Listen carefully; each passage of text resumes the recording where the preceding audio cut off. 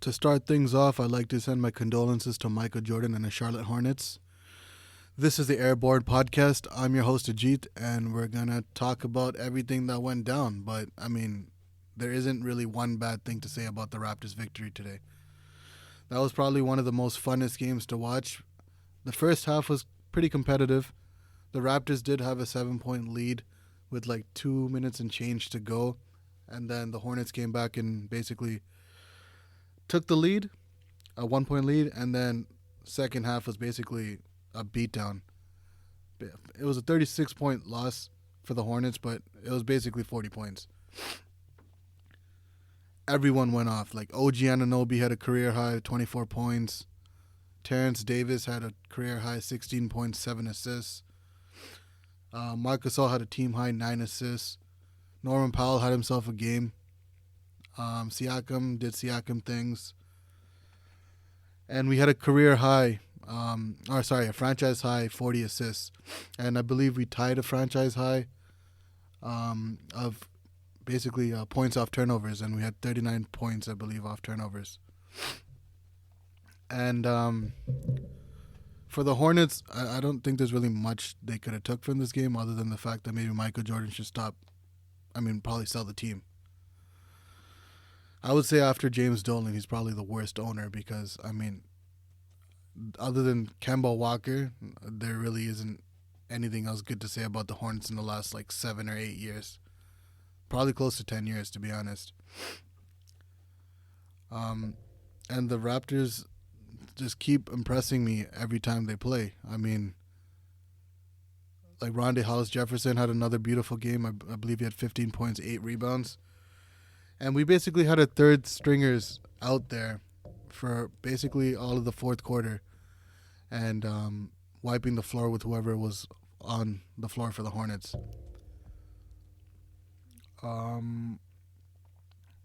It was really fun. I can't really say much else.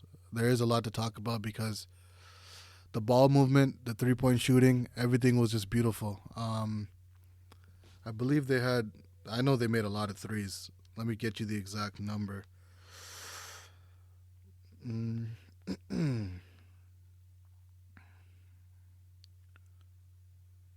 So the Hornets shot... I believe the Hornets basically got... Yeah, we had 23s this game. Wow. And we shot 47% from 3. And the Hornets shot 15 threes, which is pretty good for a solid game, but the Raptors were just too much for them to handle this game. They weren't missing any shots. They were 33% from the three-point line and 15 to 45. They were 42% from the field, and we were 52% from the field. We were shooting 80%. We only got 15 free throws this game, too. I don't know what's going on. We've had 15 free throws basically the last 3-ish games. And Charlotte had 24 free throw attempts, but they shot 63% from the free throw line. That was, the assist to turnover ratio for our team today, 40 to 10. That's solid. And Charlotte had 19 turnovers with 26 assists. And rebounds, damn. Okay, talk about smacking them on the boards. The Raptors basically, it was 53 to 37. And we had 16 offensive rebounds and they only had 9. And, that was as clean as a game could be for the Raptors. Coming off of that long Western Conference road trip, you would think that there would be some type of jet lag or fatigue or something like that. But they came out guns blazing. Not in the first half, but, they played pretty well. It was just a close game, and then they just completely shut down Charlotte in the second half. Either that or Charlotte forgot how to play basketball or score because they were having a difficult time scoring in the second half. I believe they only scored 40 points in the whole half to end the game.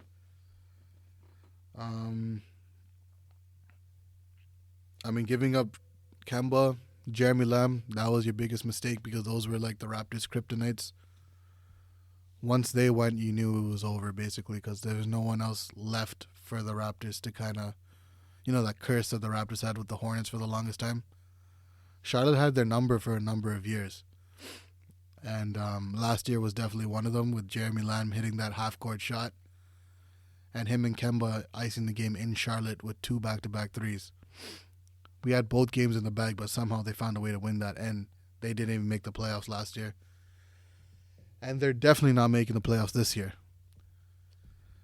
I predicted it last game after they lost to Dallas that this was going to be an easy win. And there wasn't a single moment in this game that you would have thought, or any Raptor fan had any, doubt that the Raptors were going to lose this game. It's the Charlotte Hornets. Come on. And the Raptors are now 9-4, 5-0 at home. And they look good. They look like one of the top teams in the East. And this is without Kyle Lowry and Serge Ibaka in the lineup, along with Patrick McCaw and OG missing a couple games. But they've been able to find ways to win these games, and convincingly. Nick Nurse needs to get a lot more credit for being a head coach now. He's won a championship with Kawhi Leonard on the team. So, you wouldn't give him as much credit thinking Kawhi did everything. But now seeing what he's doing with all these parts and mixing and matching and trying to find proper lineups, you can see that he knows what he's doing. And the experience is all showing now. The start of that was basically in the finals last year when he was doing the box and one on Steph Curry when Klay was out in game 2. No one expected that to happen, but he's unorthodox. He thinks outside the box. And he seems like he's going to be the foreseeable future, or the coach for the long term, basically.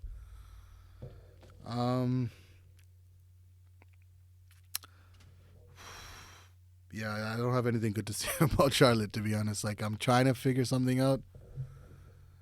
Terry Rozier, $85 million for 3 years. I don't know if they should have done that sign and trade with Boston, but it's his first year, so as a starting point guard, and actually a starting point guard.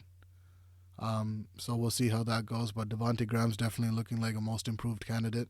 He even looks like he's going to win it if he keeps playing at this rate. It's always good seeing Bismack. He was part of that 2016 run that we had into the conference finals. And he was actually there watching a finals game in Toronto last season.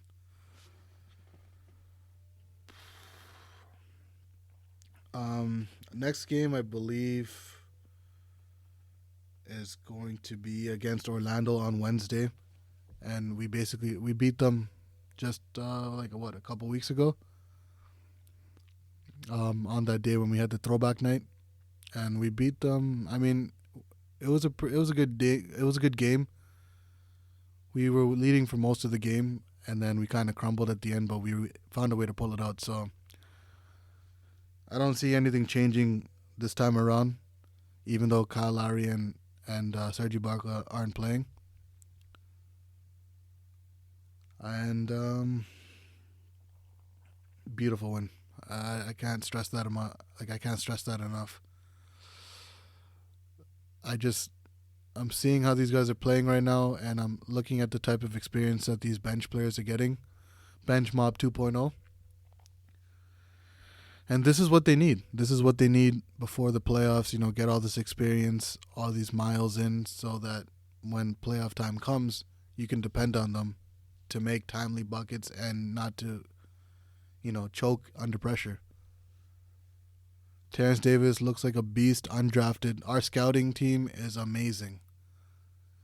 We are the new San Antonio Spurs when it comes to seeking out talent.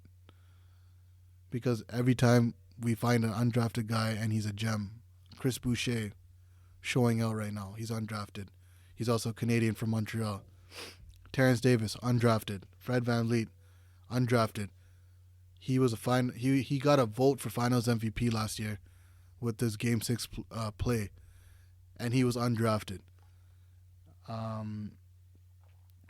Who else is there? Rondae Hollis-Jefferson, we picked him up. He was he wasn't middle. I think he was in the 20s, but he was a first-round pick. Pascal Siakam, late first-round pick. And OG Anunoby, late first-round pick. All these guys, none of them are lottery picks, and that's what was so amazing about our run last year because we didn't have a single lottery pick on our team. And same with this year. We still don't. Like Kyle Lowry, late first-round pick. Serge Ibaka, second-round pick. Like, you can't stress it enough. Masai Ujiri is a god. He knows what he's doing. He said he was going to bring a championship to Toronto, and he brought a championship. And now it's time to add on to that and add more banners in the rafters. Because that's all we can, that's all we're about now. There's no moral victories. There's no more, feeling sorry for the Raptors.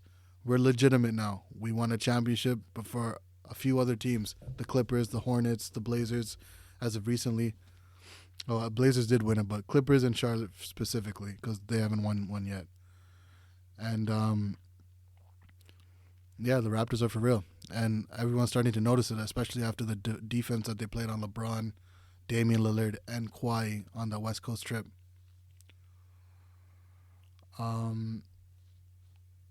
I hope to see Kyle Lowry back soon. I really want him to come back soon so that he can play enough to get into the All-Star game for the 6th straight year. And Pascal Siakam is going to get in for sure. There's a chance that if Kyle Lowry doesn't come back, maybe Fred VanVleet might have a chance.